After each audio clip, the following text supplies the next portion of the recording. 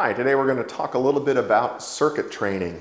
Circuit training is a type of training that links together a series of exercises between 4 to 10 different exercises and introduces a short rest, a brief rest in between each exercise as they're all done in a circuit. Now, circuit training is good for muscle endurance, muscle strength, and cardiovascular fitness. It combines all of these together, which makes it a great way to train. You get maximum benefit, overall body fitness, because you've linked together these 4 to 10 exercises with brief rest, high intensity, and it builds power, strength, endurance, and because it's done rapidly with brief periods of rest between, cardiovascular health as well. So one of its greatest positive benefits of circuit training is its versatility.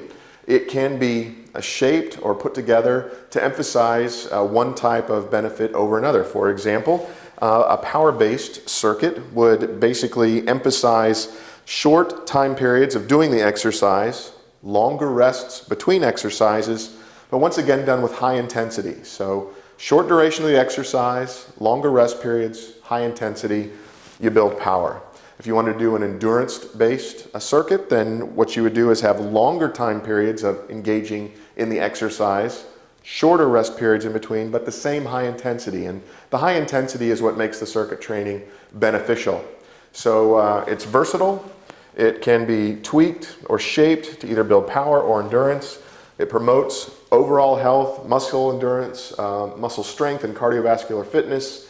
And it's linking together in a series between 4 and 10 different exercises, usually involving the whole body or large muscle groups in the body. If you'd like to learn more about circuit training and things related to it, there's a link beneath this video. Click on it, it'll take you to a website where you can find out more, and at that website you'll also find an ebook ready for immediate download.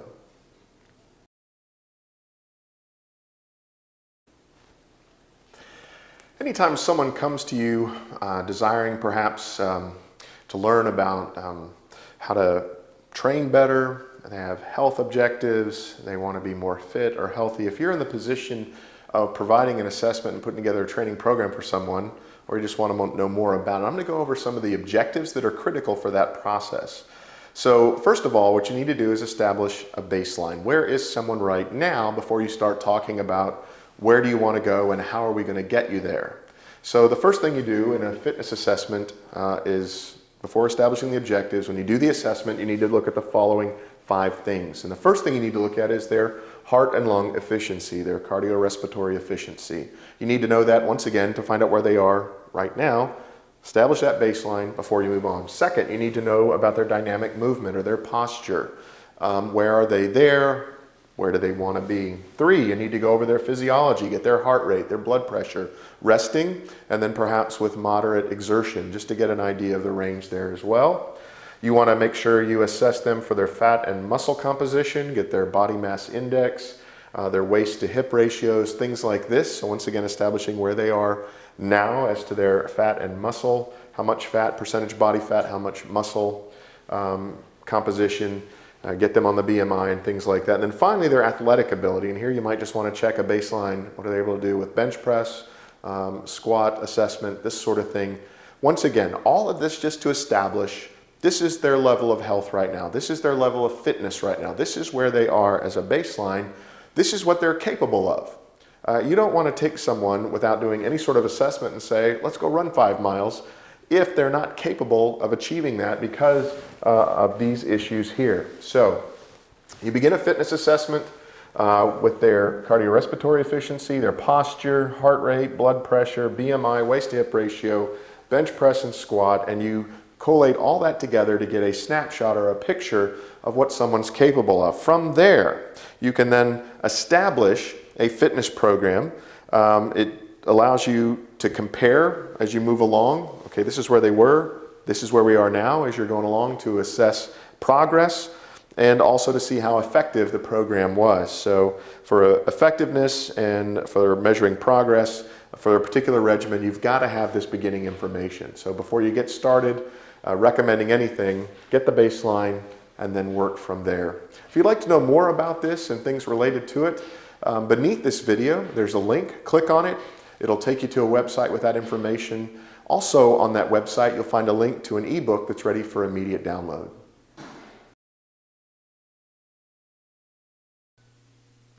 Today we're going to briefly go over the METS method. The METS method.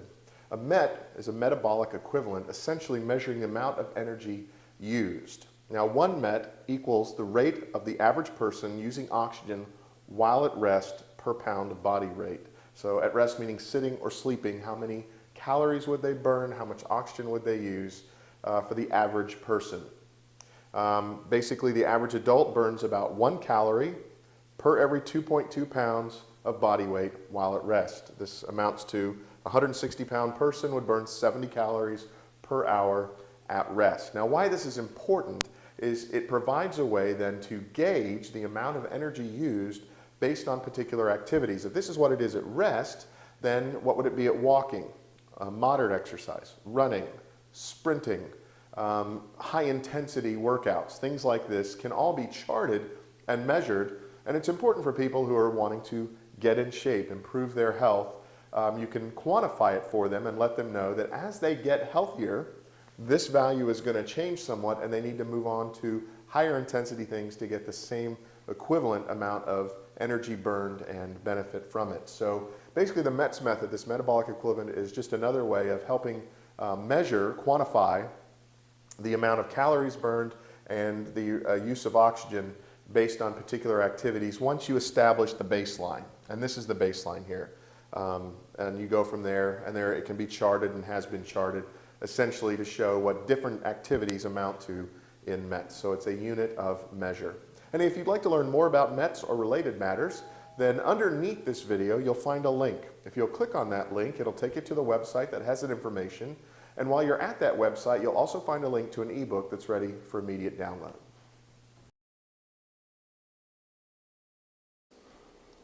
Today we're just going to go over just a few of the basic facts related to skill fitness. How you can tell what level someone has in a particular skill, how fit they are. And it can be broken down into 6 categories. And I just want to briefly go over those categories so that as you're thinking about skill fitness, you'll know what to be looking for. So first, when we think about someone's skill fitness level, we need to think about agility. Agility is the ability to change body position rapidly and to maintain control over your body movements. Someone who has high agility can rapidly change body position and has a high degree of control over their body's motion or movements. When we think of agility, we tend to think of people like gymnasts, these sorts of things. They have a high degree of control over their body movements as well as the ability to change their body position rapidly. Along with agility, we have balance, and this is the ability to stay upright while moving or standing. And once again, we might think of a gymnast on a balance beam here. Their ability to remain balanced, to stay upright while moving or standing. After balance, we have coordination, and coordination has to do with the relatedness or connectedness between what the sense information coming in from the eyes or the ears or other senses as it relates to the body's movement. And we talk about good hand-eye coordination, good foot-eye coordination. So a soccer player would obviously need good foot-eye coordination. As the ball is coming in, they have to coordinate body movement to meet the ball with the feet and send it where they want it to go. Same with perhaps a baseball player with good hand-eye coordination, looking to hit a pitch as it comes in. The eye is receiving the information and they're able to coordinate body movement related to that sensory information that's coming in. Next, power.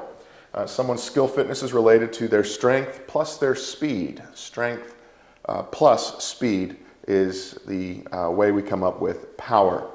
Someone can be fast and not very powerful. They can also be strong and not necessarily powerful, but strength plus speed equals power.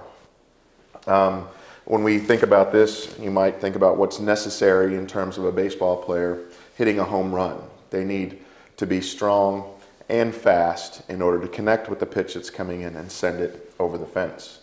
Next, we think reaction time.